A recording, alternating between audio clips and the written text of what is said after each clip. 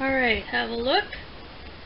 So I've got kind of my veins angling through, and this area here, it looks a little artificial to me, so I'm just gonna do a little more blending where I'm just tapping the white, and I might have to tap a little more gray on top, or just tapping again is pulling some of the white off.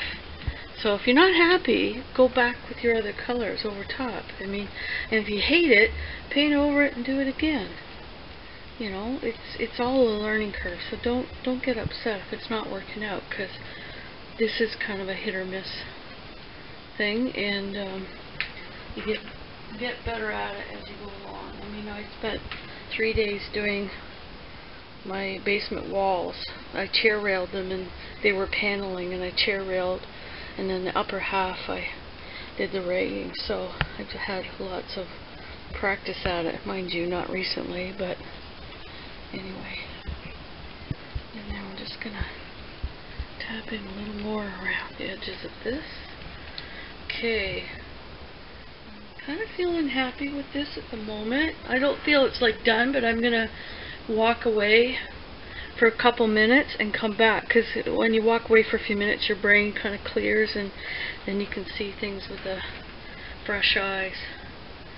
So so there we go. I'll come in here, and there's the left coming across, and then the right hand side.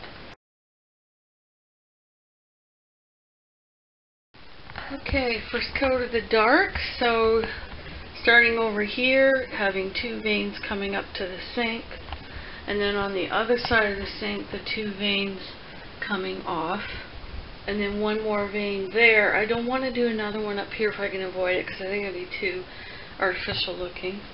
And then I had another vein just on the corner, and it slid off the edge. And try, if you're going off the edge, to avoid doing straight lines as well.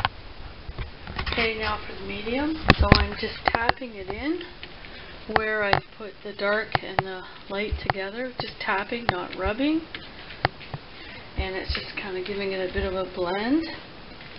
So just dipping in the paint. I'm going to have to clean the sink when I'm done because I'm dripping paint, but it'll scrape off.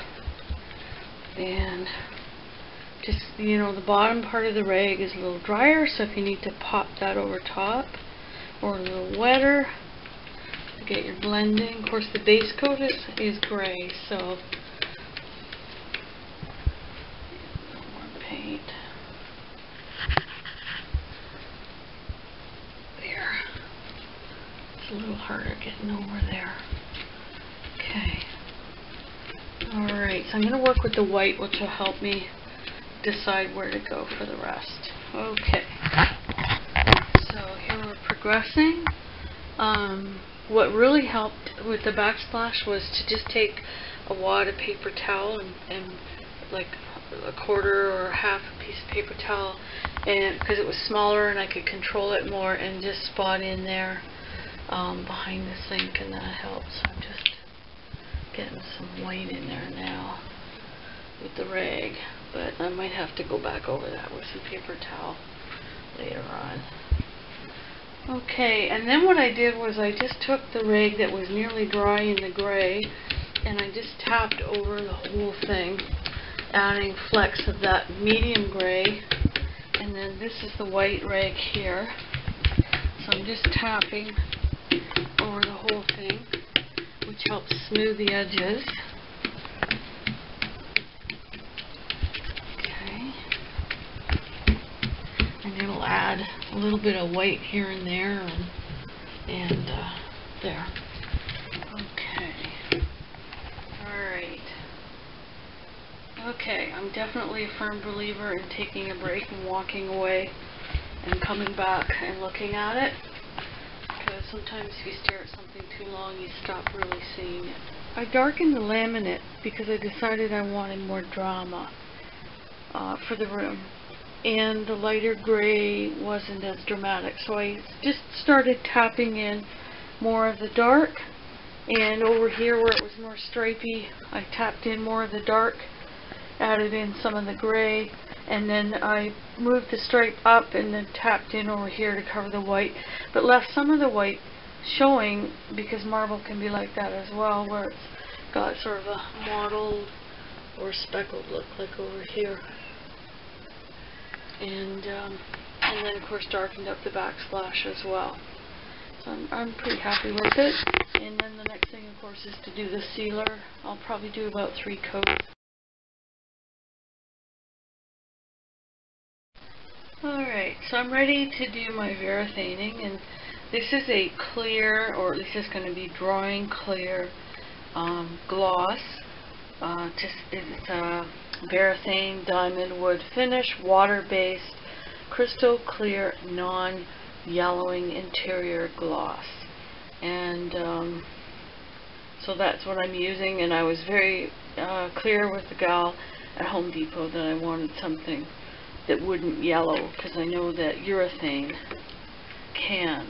So the key thing too is to not shake it, because you don't want to encourage any bubbles in it. And so just stirring from the bottom up, and then just to get it mixed around. So I'll do that for a moment, and then I'll pour it into my little tray here, and then I'll set the tray in the sink.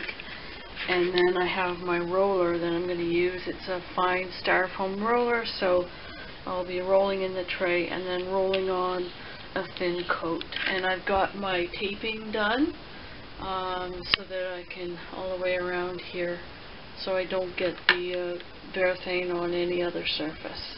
So I'm going to start on that. Okay, so I've got this in the sink. I'm getting my sponge wet, and then just evening out the distribution on the sponge. And then coming over here, I'm just going to start in the corner.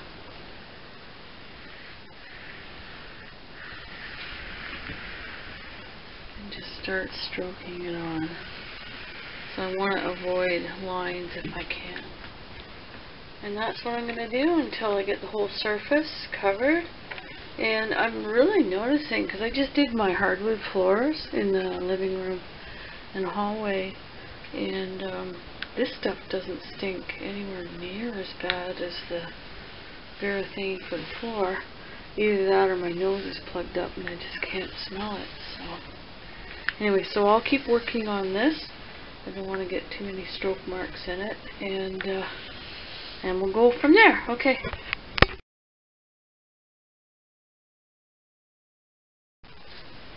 Here we are, completed faux marble. So I'm quite happy with it. The water-based glaze I used did leave some streaking. You can't really see it right now, but maybe using one of those synthetic lamb's wool would have been better. But the instructions said to use either a brush or a roller brush or synthetic, so it wasn't specific. So if you use that, just watch the, just turn the light on there. So it's nice and shiny. I put 3 coats on.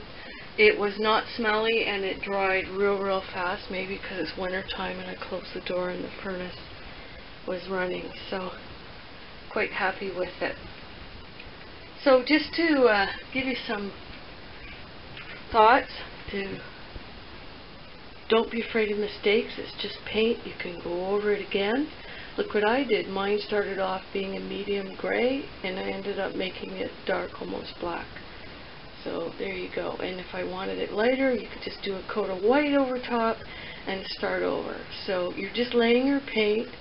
If you do more coats and redos, it's okay, because you're just making your paint thicker and stronger and more durable. So don't see it as a negative. Wear your clothes inside out, keep them clean, and have fun. Try and get your marble mojo going. Alright, one moment and I'll give you the total reveal of the whole bathroom.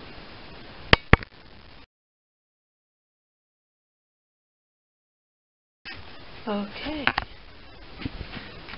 so here we go. Chandeliers, faux marble, lantern and coral from Pier 1, and my Staghorn cuckoo clock without the cuckoo, and my gray or black or charcoal colored chandeliers, And wow, that's a clean sink. That's nice.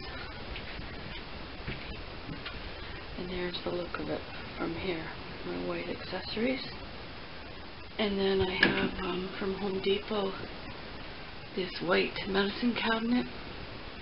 And then I had some brassy or gold colored star and little like bath balls holder, and I painted them white. And then my windowsill with just some things, mostly from Pier 1, lanterns and the incense things from Pier 1, just to give the window a little more interest. And this little storage cabinet I got quite a few years ago from IKEA, and I painted them white. They were wood, and then I just painted the front in gray, and I've got bandages and things like that in them. And then going over here, shower curtain. This is a shower curtain in silver, black, white, and sheer from Home Depot, and it's actually a curtain, and I just love it because it's delicate and not overpowering for this small bathroom. It is a curtain, not a shower curtain. And then of course I have the plastic shower curtain there. So that's how that looks, and I'm quite happy with it. I think it's called Romance from Home Depot.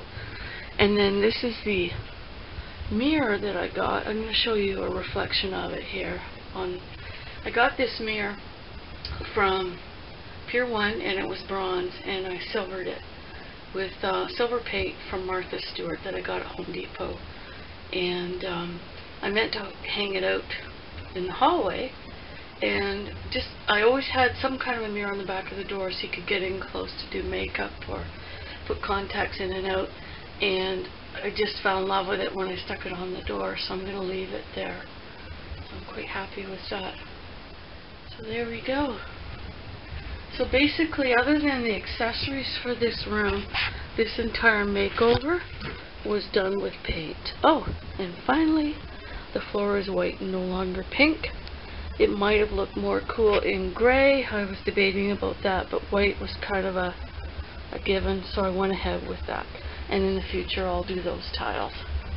So there we go. I hope you like it. I hope you found it encouraging for your own bathroom renovation. Be brave, go for it. You can always paint over what you don't like, have fun, and email if you have questions. Enjoy.